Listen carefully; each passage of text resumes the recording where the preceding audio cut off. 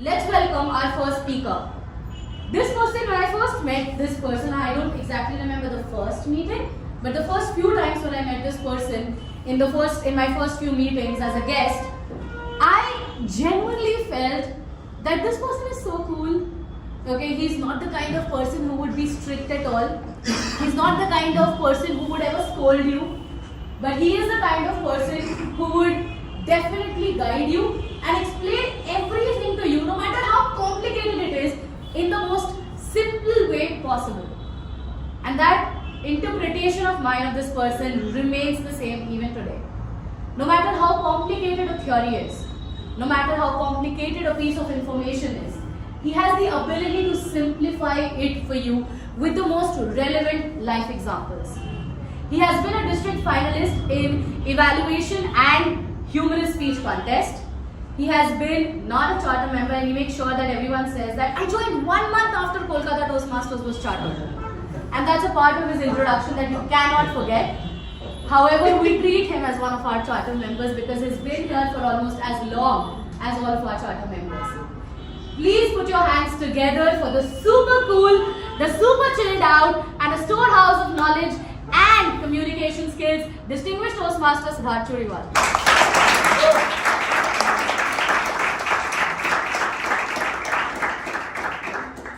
Thank you, Archita, for a very lovely introduction. It's been almost 2 years that I've stopped coming to Kolkata Toastmasters. I'm still a member, but I don't get the opportunity to come to the meetings very often. But I feel very excited to see all the people who are in colleges or young professionals who have just got into the world of working. And it feels very happy to see all the young faces. And today I was told to share my journey in Toastmasters. So my journey started, my first tryst with Toastmasters started way back in 2005 when I was studying as a computer science student in Penn State University, and it was the 4th year of my college. I was about to graduate, and one day I had an exam next day, final exam, and I was walking down, and there was a notice board which said that there will be a person who is a DTM, Distinguished Toastmaster. He will come and he will give a 3-hour workshop on how to interview and get a job. And I thought to myself that I can spend 3 hours with him, or I can go and study for my finals next day. But then for some reason I chose to go to that workshop. And for 3 hours, that person spoke so well that my ears were totally glued to him. And I felt that I wish during my 4 years there were many more professors who could speak like him, so that I would be more interested in learning. So at the end of the meeting, I went up to him and I said sir, I want to speak like you. You are a fabulous speaker. So then he just told me 2 words, that join Toastmasters. And then next year I got a job and I completely forgot about it. Then 3 years passed by. I was working as a programmer analyst at Siemens. And then again I saw on a notice board that we have Toastmasters meeting. This is called not community club, the corporate clubs. So the corporate club have opened in Siemens Medical Solution, and we are meeting every Wednesday. So I went to that one meeting, and then some reason something happened, and then I did not go for 1 year, and then I moved back to India in 2008, and finally I joined Toastmasters. So that was my first tryst with Toastmasters. But what I learned in Toastmasters in the next 12 years when I was very active in Toastmasters was that you meet incredible people, incredibly smart people. There was, I still remember, there was one person, Mr. Rajdeep Manwani. He was from Bangalore, and he is blind, he cannot see. And he used to participate in evaluation contest. I think some members would remember him. And he would win the contest, and he was not even able to see the speaker. He could evaluate only based on what he can hear. So that was something that I found very fascinating. Of course, I met other very good speakers. One you will hear right after me is Naveen Mishra. There is of course District Director Ayan Pal and Abdul Rahim. There are some fabulous speakers from whom you can learn a lot. And so that was something that all of you can think it can improve in your life. I have always felt, being in Toastmasters for 13-14 years, that Toastmasters is always means to an end, like communication. So in the beginning, when I joined Toastmasters, one of my reason for joining Toastmasters was that I wanted to improve public speaking so as to impress the opposite sex.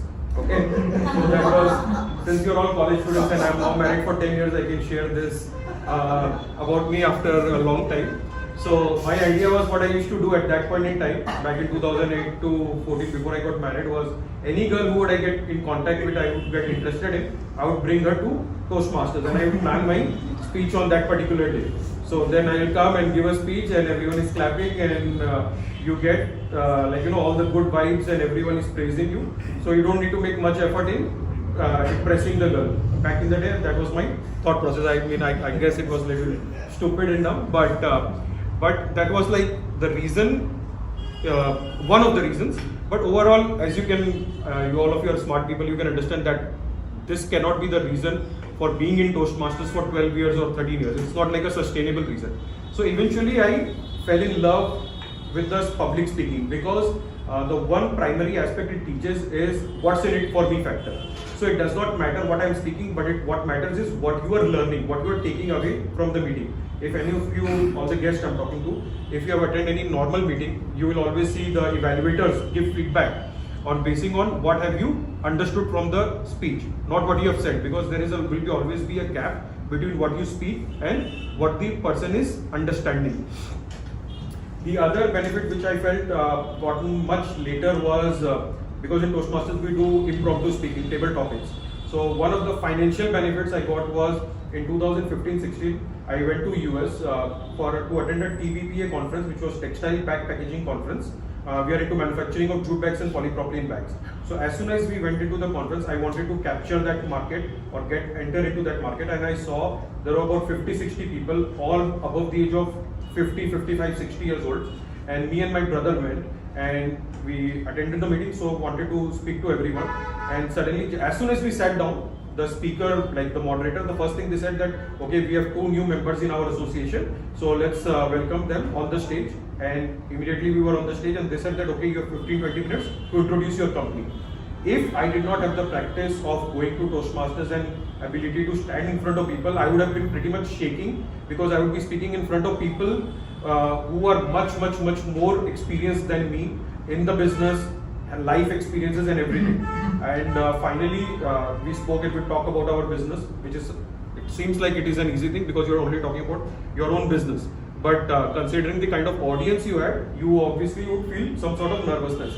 And after that, one of my future clients at that point in time, he said he gave us an order just because he was impressed by the fact that 2 people came up on stage and introduced themselves very fluidly and very lucidly. So which was very surprising. That and eventually then our business started growing and everything. So that is one of the benefits which I'm sure that all of you will face in some point or the other in your business career or in your job career, where you have to speak in front of people, where you do not want to be nervous, right? Even if you are nervous, you don't want to show that. So that is something that you will learn after coming back up here. The other benefit was that you become very aware of how the other person is feeling. So say for example, if I am on stage and I am feeling nervous and I am not doing anything else, and even if the way I am speaking, you will feel the nervousness. There is no reason for me to explain any of this thing, but you will feel the nervousness.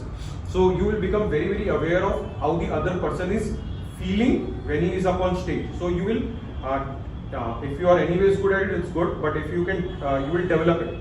So one of the benefit was that in 2018 and 19, my sister wanted to have a love marriage, and my dad, being a Marwadi, was dead against it. She wanted to marry a guy from Kerala, and there was just like complete mayhem in our house. My dad was not talking to my sister, and my sister was not talking to my dad.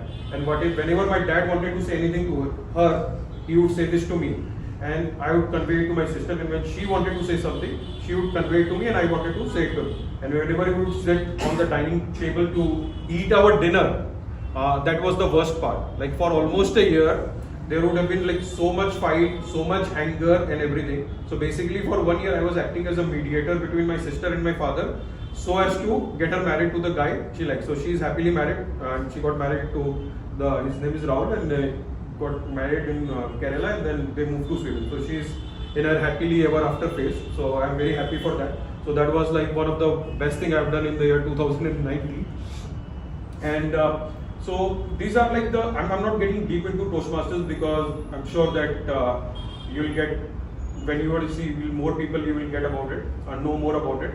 And the thing is that I've not been able to continue because now I'm running 2 factories, I have a family, wife, children and everything. So that is not giving, but I always like feel like coming to the meetings and just help you or inspire you in any way or shape or form that if you would like to join Toastmasters, you should.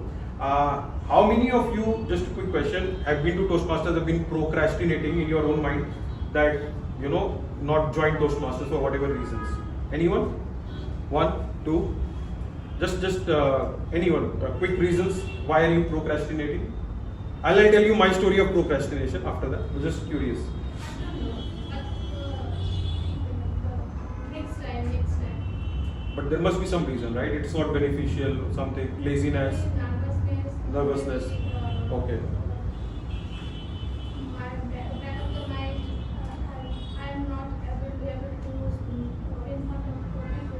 Okay, cool. What about you? No particular reason actually. Abhishek Bhaiya has been pushing me for almost a year now. So, काम की वजह से कभी something or that, something or the other always used to come. Okay. So I'll tell you my procrastination. You're coming. What? I'm sorry. Okay. Please come. I'm sorry. I didn't. Please. I don't know when you will tell this thing, but.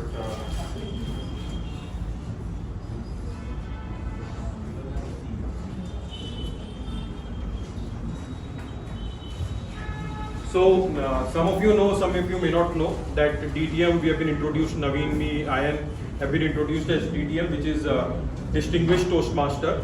So then you have to complete a series of projects. So back when I was active in Toastmaster, we are about 40 speeches you have to give and bunch of leadership roles you have to take and everything. So I had given about 30 speeches in like 8 years. Okay, and I was like very slow. Procrastinate my speeches and everything. So in the year 2020 when the COVID broke out, that was the year I completed my DTM because of procrastination, pure laziness because of I'll do something else, blah blah blah, like you said that, suddenly no reason, just procrastinating, right? But perhaps it boils down to somewhere like laziness. So the year in 2020 when I completed my DTM, I was giving a speech in front of Zoom in a blank screen where there was only one person who was the MC, was looking at me. And my whole idea of DTM, where I've seen other people getting DTM, having all people rising up, getting standing ovations and everything, it was supposed to be like one of the most happiest day of my life because I was completing my DTM, being present in Toastmasters for 12 years, right? And the day when I completed my DTM was, that night I felt like it was like one of the saddest days because there was absolutely no one who I wanted to be present in that particular meeting was there, and I completed my speech in front of a blank screen. So that is like one of my biggest regret, that I completed my DTM in front of a blank screen. Like, so the point what I'm trying to say is that procrastination will not lead you anywhere. So now since I'm running 2 factories, one of the things which I've learned in my own business is whether you take right decision or whether you take wrong decision. What is more important than right or wrong decision is speed. How quickly you are doing something. Even if you take a wrong decision and you take an action and you are moving on and it is a wrong decision, you move forward, you will soon realize that it was a wrong decision, then at least you can turn back and move towards, learn from that mistake or failure or whatever, and then you can move towards the right decision. But delaying the decision or procrastination will never help you out. So what I'm trying to inspire you or help you is, if you think that you do not want to join Toastmasters or for whatever reasons, just join it. If you don't like it, then leave it after 6 months. What is your loss? Like 5,000-6,000 rupees for 6 months, right? I don't know what the fees are right now. Right? So that is something that you guys can, because I've heard that a lot of people just keep on delaying. Some people wait for 1 year, some people wait for 2 years, right? You mentioned 1 year, right? So by this time, if you have joined 1 year back, you would have known for sure whether this was good for you or not good for you. Everyone is on their own journey. Some people leave after 1 year, some people leave after 12 years, some people never leave Toastmasters, right? So that is something which I want to convey. That is like the main message for all of you is there, not to delay in deciding if you want to join Toastmasters, because public speaking is something, again, it's like a means to an end. It can help you grow your career. Like Archita, you became a soft skills trainer because you improved your public speaking here, right? So it can help you grow your career. You can get into some great company and things like that. So this was like a short message, and I would, I really feel wanting to continue in Toastmasters, but right now not able to manage my own time. But I feel like I should be able to join hopefully like after 6 months when I can be regular. So that's it from me.